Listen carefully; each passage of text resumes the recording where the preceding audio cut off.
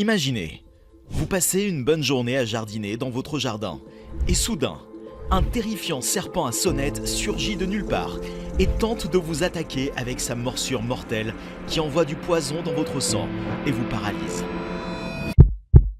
Puis vous fait subir une crise cardiaque, ce qui vous condamne à une mort relativement rapide. Naturellement, vous feriez l'une des deux choses suivantes. Soit courir pour sauver votre vie et appeler la police en exigeant qu'elle envoie une équipe SWAT. Ce qu'elle ne fera pas puisqu'elle traite ce genre de situation en envoyant des spécialistes du contrôle des animaux. Soit vous vous défendriez avec un objet plutôt long et contondant, ce qui nécessite un niveau de bravoure particulier que, avouons-le, la plupart des gens n'ont pas. Surtout lorsqu'il s'agit de serpents. Dans l'histoire d'aujourd'hui, la victime a été courageuse et a décapité un serpent à sonnette avec une pelle. Mais après avoir fait cela et ressenti la gloire de la victoire, quelque chose de choquant s'est produit et il a failli être tué. Restez à l'écoute pour connaître tous les détails de la rencontre la plus folle de l'histoire, avec un crotale diamantin de l'Ouest qui a plongé un homme dans le coma et a failli le tuer. Mais avant d'aller plus loin, le crotale diamantin de l'Ouest, également connu sous le nom de crotale diamantin du Texas, est une espèce de crotale et un membre de l'horrible et mortelle famille des vipères. On le retrouve principalement dans le sud-ouest des États-Unis et au Mexique. Et comme tous les autres crotales et toutes les vipères, il est très venimeux. Selon certains experts, il est probablement responsable de la majorité des décès par morsure de serpents dans le nord du Mexique et du plus grand nombre de morsures de serpents aux États-Unis. C'est un serpent assez robuste qui peut vivre à des altitudes allant de moins du niveau de la mer jusqu'à 6500 pieds d'altitude. L'avantage, c'est qu'il ne grimpe pas et qu'il n'y a donc pas lieu de craindre qu'il pénètre dans votre maison par la fenêtre, surtout si vous n'habitez pas au rez-de-chaussée. Vous avez probablement vu dans les films qu'à l'approche d'un serpent à sonnette, celui-ci s'enroule et émet des cliquetis pour avertir les agresseurs, ce qui est une bonne chose et donne la possibilité aux gens de prendre leurs jambes à leur cou, au moins de faire un détour pour le contourner. Les serpents sont plus détestés et craints que les crocodiles, les lions, les tigres, les loups, les ours et les requins, principalement à cause de la mauvaise réputation qu'ils ont dans les films et à la télévision. Saviez-vous que la plupart des serpents sont en fait inoffensifs et que les serpents venimeux ne vous attaqueront pas à moins que vous ne les provoquiez et qu'ils ne vous poursuivront presque jamais si vous vous enfuyez. Cependant, vous devez également savoir qu'essayer de tuer un serpent venimeux est toujours une mauvaise idée, à moins d'être un expert. Car tous les experts en serpents s'accordent à dire qu'essayer de tuer un serpent mortel augmente les risques de se faire mordre. Pour votre information, les serpents à sonnette sont des animaux robustes qui ont tendance à rester sur place et même à attaquer s'ils sont provoqués. Voici un fait intéressant qui devrait vous inciter à ne pas paniquer. Chaque année, environ 7000 à 8000 personnes sont mordues par des serpents venimeux aux États-Unis. Ce chiffre peut sembler élevé, mais étant donné que la population américaine compte environ 330 millions de personnes, cela représente une proportion minime de la population. Sur ces quelques 8000 morsures, 5 à 6 en moyenne sont mortelles. Cela signifie que vous avez 6 fois plus de chances de mourir frappé par la foudre ou attaqué par un chien, 8 fois plus de chances de mourir si un téléviseur ou un gros meuble vous tombe dessus, 14 fois plus de chances de mourir en tombant d'un arbre et 95 fois plus de chances de mourir en tombant d'une échelle. Alors, allez-y doucement et n'ayez pas peur si vous le pouvez, surtout après avoir regardé le reste de cette vidéo. Tu es prêt ? C'est parti! Le dimanche 27 mai 2018, Jeremy Sutcliffe, 40 ans, originaire du Texas, a failli mourir après une rencontre bizarre et terrifiante avec un serpent à sonnette. Jeremy et sa femme vivent dans une humble maison près du lac Corpus Christi, dans le sud du Texas, une région connue, comme le reste du Texas, pour son lot de serpents à sonnette. Par un beau dimanche matin, Jeremy et sa femme Jennifer décident de sortir dans la cour de leur maison pour la préparer à une journée de festivités, puisqu'ils ont invité quelques amis plus tôt pour un barbecue. Jennifer travaillait sur un parterre de fleurs lorsqu'elle a découvert un envahisseur bien plus sinistre que les mauvaises herbes. Un crotale diamantin de l'Ouest à 2 mètres de long se cachait parmi ses fleurs. Avant de voir le serpent, elle a failli l'attraper en essayant d'arracher de l'herbe entre les fleurs. Elle était loin de se douter qu'un serpent à sonnette se trouvait à quelques centimètres de l'endroit où elle tendait la main. Le serpent à sonnette a alors sorti sa tête pour se préparer à affronter Jennifer, qui s'est mise à hurler d'horreur. Jérémie a paniqué à cause des cris de la panique de sa femme. Elle n'arrêtait pas de crier « Serpent! Serpent !» ce qui l'a poussé à prendre une pelle et à frapper le serpent envahissant. Heureusement, Jérémie a réussi à décapiter le serpent avec la pelle dès le premier coup. Et lui et sa femme ont ressenti un soulagement immédiat. Jérémie a ensuite emmené sa femme à l'intérieur de la maison et l'a calmée car elle était encore terrifiée par cette expérience cauchemardesque. 10 minutes plus tard, Jérémie est retourné dans la cour pour ramasser la tête et le corps du serpent à sonnette et s'en débarrasser. Jérémie Sutcliffe ne savait pas que les serpents à sonnette peuvent encore mordre et injecter du venin pendant au moins 1 heure, si ce n'est plus, après avoir été décapité. Lorsque Jérémie est allé chercher la tête du serpent, il ne s'attendait donc pas à ce qu'il se venge et le morde. Malheureusement, c'est exactement ce qui s'est passé lorsqu'il a pris la tête du serpent à sonnette. Le serpent l'a tout simplement mordu, comme s'il était encore vivant et en bonne santé. Au début, il ne savait pas quoi en penser, car 10 minutes s'étaient écoulées depuis qu'il avait décapité le serpent. Cela n'avait aucun sens, et il pensa pendant 1 seconde qu'il avait choisi un tout autre serpent à sonnette. Quelques secondes plus tard, son esprit a commencé à se redresser et son cerveau a donné le signal unique « Serpent mordu, obtenir des soins médicaux et paniquer s'il vous plaît ». Il s'est alors mis à hurler à plein poumon « Le serpent m'a mordu! Le serpent m'a mordu !» Sa femme Jennifer a paniqué en attendant son mari crier à l'aide et a quitté la maison en courant pour voir ce qui se passait. C'est à ce moment-là qu'elle a vu Jérémie retirer sa main, la tête décapitée du serpent à sonnette. À partir de là, tout s'est dégradé et un nouveau cauchemar a commencé pour le couple qui ne se doutait de rien.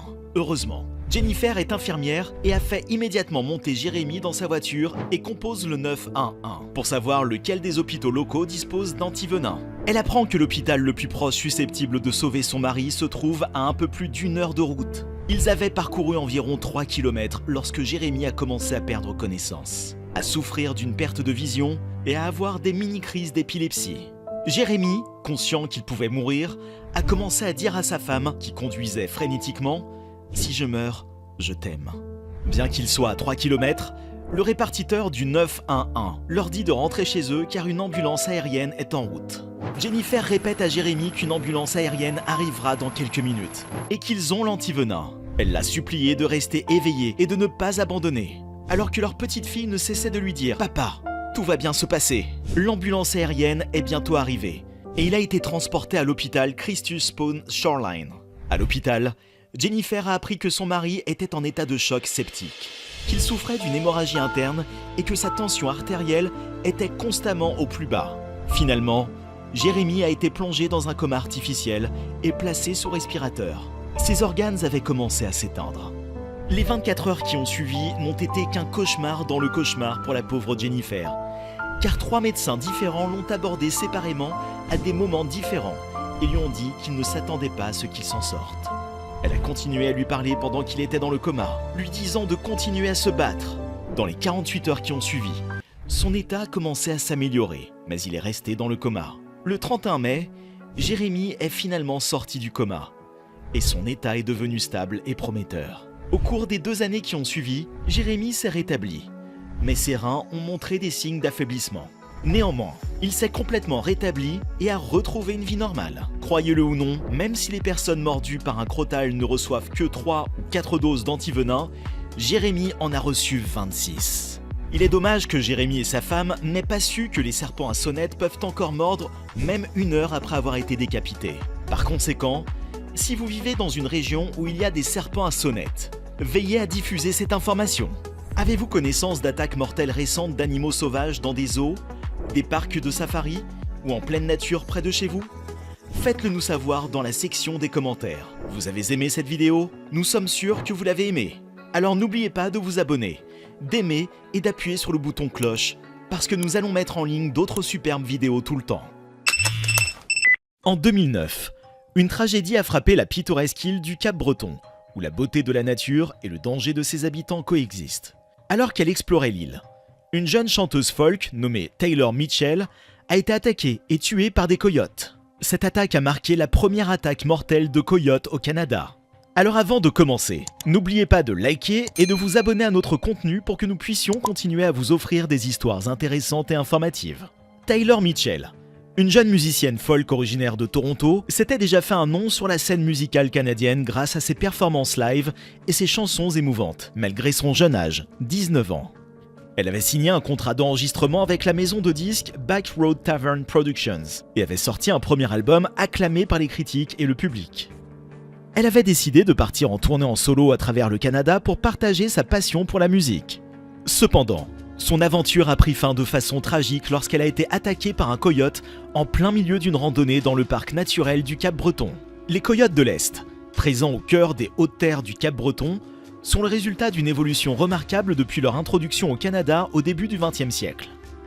Ayant migré depuis le sud-ouest des États-Unis, ils ont croisé des loups en Ontario et au Québec, créant ainsi une nouvelle génération de coyotes plus robustes et plus grands que leurs ancêtres. Cette opportunité de mélange génétique leur a permis de s'adapter et de prospérer dans leur environnement. Ces prédateurs opportunistes sont également connus pour leur intelligence et leur capacité à traquer et tuer même les plus grands des orignaux grâce à leur meute bien formée. Ils sont également très curieux et s'adaptent facilement à la présence humaine, en cherchant de la nourriture disponible et en évitant naturellement les humains. Cependant, leur comportement peut être influencé par divers facteurs, notamment la nourriture disponible et les interactions avec l'homme. Bien que les agressions de coyotes soient extrêmement rares, il est important de comprendre les facteurs qui peuvent conduire à une attaque et de prendre les mesures nécessaires pour éviter toute confrontation dangereuse. Les rencontres avec les coyotes surviennent souvent parce que les gens nourrissent ces bêtes ou tentent de secourir leurs animaux domestiques errants en train de subir une attaque.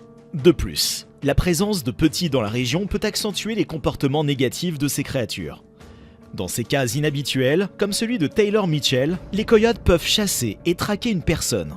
Mais ces incidents sont très rares. Le 28 octobre, Taylor a choisi de faire une randonnée dans le parc national des Hautes-Terres du Cap-Breton, plutôt que de se rendre à son concert prévu à Cap-Breton en Nouvelle-Écosse. Elle a été charmée par la beauté de la région et a décidé de marcher sur le sentier de la Skyline, offrant une vue imprenable et la possibilité d'observer la faune sauvage. La chanteuse a garé sa voiture dans le parking et a commencé sa randonnée à 14h30 pour emprunter une route d'accès menant à une clairière isolée où débutait le sentier de la Skyline. 15 minutes après, elle a rencontré un couple en sens inverse et a poursuivi sa route. Cependant, elle n'a plus été vue indemne depuis. Le couple a croisé deux coyotes imposants sur leur chemin de retour et a entendu des cris retentissant au loin, sans pouvoir distinguer s'ils venaient d'un être humain ou d'un animal. Ils ont alerté les secours via un téléphone d'urgence, qui ont rapidement été dépêchés sur les lieux vers 15h15. Pendant ce temps, les coyotes avaient rattrapé Taylor sur la route d'accès, leur grognement féroce résonnant dans l'air. Les yeux braqués sur elle, les prédateurs semblaient impatients de la faire fuir. Le cœur de Taylor battait la chamade, alors qu'elle réalisait la gravité de la situation. Elle était maintenant la proie de ces bêtes sauvages, qui ne voyaient pas en elle un être humain, mais une cible facile. Sous l'emprise de la terreur, Taylor recula en titubant vers le début du sentier, laissant tomber ses affaires à cause de sa panique. Elle sortit un petit couteau de poche, ses mains tremblantes alors qu'elle tentait désespérément de se défendre contre ses agresseurs.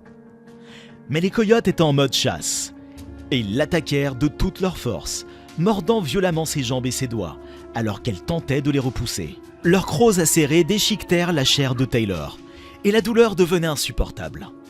Elle pouvait sentir son propre sang couler abondamment, laissant une traînée derrière elle alors qu'elle essayait de fuir. Les coyotes réussirent à pousser Taylor profondément dans le sentier, jusqu'au sommet d'une colline.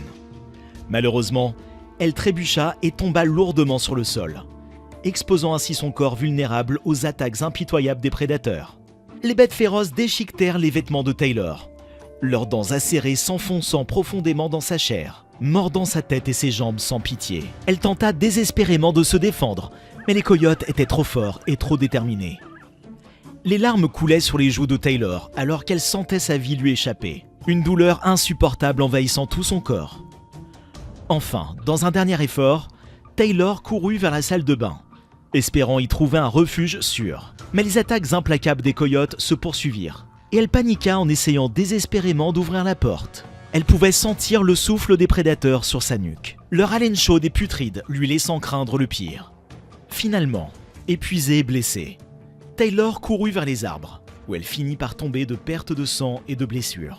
Elle était seule et impuissante, tandis que les coyotes en profitaient pour la mordre à nouveau, s'enfonçant dans sa chair jusqu'à ce qu'elle ne puisse plus se battre. La vie de Taylor s'échappait lentement. Son corps meurtri et ensanglanté, elle était seule, abandonnée, victime de la cruauté implacable de la nature. Alors que les randonneurs arpentaient la route d'accès, ils se sont figés en apercevant les affaires de Taylor. Une boule de panique s'est nouée dans leur ventre, leur criant qu'il y avait quelque chose de terrible qui venait de se produire. Ils ont couru en direction du sentier, priant pour que leur intuition se trompe. Mais leur pire cauchemar s'est avéré réel. Ils ont découvert sa caméra, gisant seule sur le sol, l'appelant désespérément en vain. L'horreur a grimpé d'un cran lorsqu'ils ont vu les traînées de sang et les vêtements abandonnés. Ils ont rapidement compris que quelque chose de terrible était arrivé. Leur peur est devenue palpable lorsqu'ils ont atteint la fin de la clairière. Ils ont vu la porte de la salle de bain couverte de sang. Leur cœur a sauté un battement quand ils ont réalisé que ce sang était celui de Taylor. Leur esprit a couru à 1000 à l'heure alors qu'ils ont continué à avancer, désespérés de trouver des signes de vie. Le choc a été insoutenable quand ils l'ont vu, seul et sans défense, avec un coyote menaçant se tenant debout au-dessus d'elle. Leurs instincts ont pris le dessus alors qu'ils ont chargé le coyote, déterminés à sauver Taylor. Mais la créature était déterminée, agressive et sans peur. Ils ont essayé à plusieurs reprises de la chasser, mais cela ne faisait qu'attiser sa colère. Le coyote est finalement parti, mais pas sans laisser sa marque sur Taylor. Les morsures profondes et les déchirures béantes sur sa chair ont saigné abondamment, répandant une tache rouge écarlate sur le sol. Finalement, un officier de la gendarmerie royale du Canada est arrivé et a tiré avec un fusil de chasse sur l'animal, le chassant efficacement. L'officier n'a pas achevé l'animal car il pensait initialement que Taylor avait été attaqué par un ours. Mais il était trop tard pour Taylor. Elle a été immédiatement transportée à l'hôpital, où les médecins ont fait tout leur possible pour la sauver. Mais ses blessures étaient trop importantes. Elle est morte peu de temps après son arrivée à l'hôpital. Dans une tentative de comprendre ce qui s'est passé, plusieurs spéculations ont surgi sur les raisons de l'attaque de Taylor. Certains ont théorisé que Taylor avait accidentellement approché un coyote, tandis que d'autres pensaient que Taylor aurait essayé de nourrir les créatures. Cependant, aucune de ces suggestions n'a été prouvée, ce qui a incité les autorités à réévaluer les dangers que ces animaux posent aux humains dans le parc. Finalement, un coyote agressif a dû être abattu après avoir agi de manière menaçante envers les humains, ce qui a entraîné la mort de 3 autres coyotes. Une enquête approfondie a révélé que 3 des coyotes étaient impliqués dans l'attaque de Taylor, comme en témoignent les traces de sang de Taylor sur leur fourrure. La mère de Taylor a créé le Taylor Mitchell Legacy Trust pour promouvoir la préservation de l'habitat naturel et encourager la communauté à s'impliquer dans les arts. Bien que la mort de Taylor soit tragique, sa musique continue de vivre et d'inspirer les autres. Nous espérons que cette histoire vous a touché et éclairé sur les dangers que peuvent présenter les animaux sauvages. Vos commentaires, partages et abonnements sont très précieux pour nous, car ils nous aident à créer plus de contenu pour vous. Si vous avez apprécié cette histoire, n'hésitez pas à laisser un pouce en l'air et à vous abonner pour ne pas manquer nos prochaines histoires. Nous vous encourageons également à respecter la faune sauvage et à faire preuve de prudence lors de vos aventures en plein air. Merci de nous avoir suivis et à bientôt pour de nouvelles histoires passionnantes.